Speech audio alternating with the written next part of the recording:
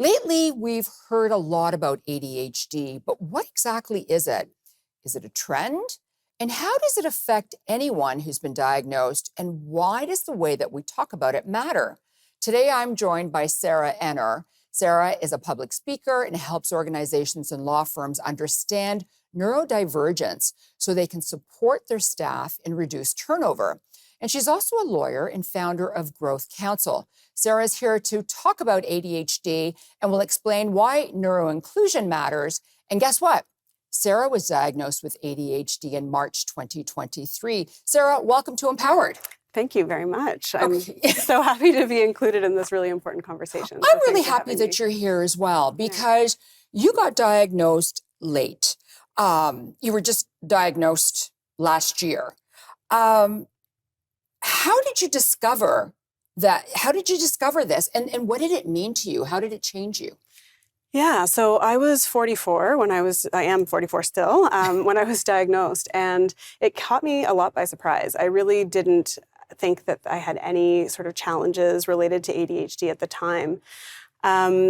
So I had left my corporate career a number of years ago and planned to just figure out what I was going to do next, and very quickly realized that without the support and the sort of urgency and the structure that existed in the corporate world, that I wasn't able to move forward the way that I wanted to. So that sort of turned into a bit of depression, a little bit of anxiety. And at one point I was at a cocktail party, actually. Everyone asked if I was offended by this question, but I was asked whether I had a diagnosis.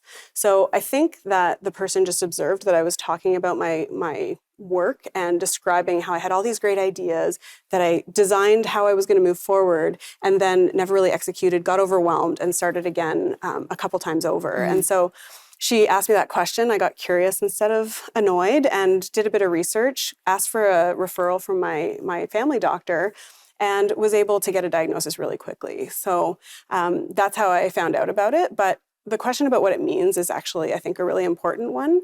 I don't think my experience is very different from other people who have been diagnosed, but it really makes your whole life make sense. So even though I wasn't expecting it, to be able to look back and say, oh, that's why I behaved this way. This is why I'm late for everything. This is why I interact with people and show my empathy in these ways.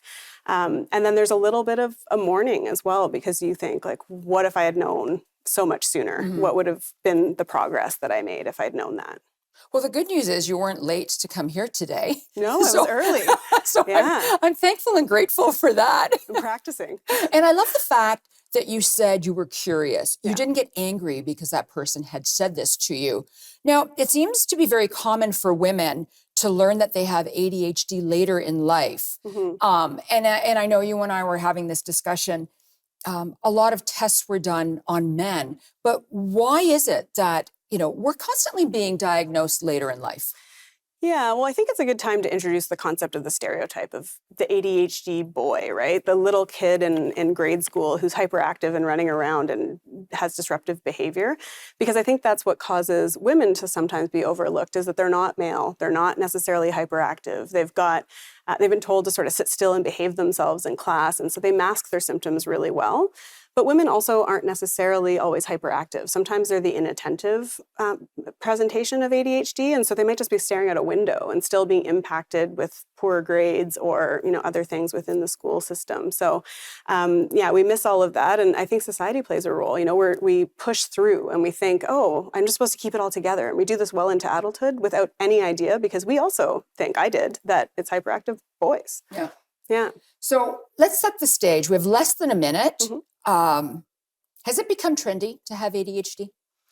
Well, if you look at trendy as what we're seeing in the news and written in papers and on social media, I think the answer is somewhat yes.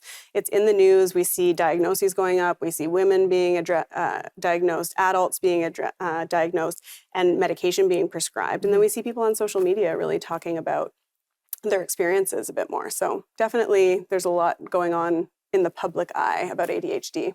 Okay, so when we come back, we will talk more about ADHD and whether it is a trend or truth. And thank you to Sarah for coming here and, expressing everything that she's been through. So please don't go away. More ADHD, trend or truth when we come back.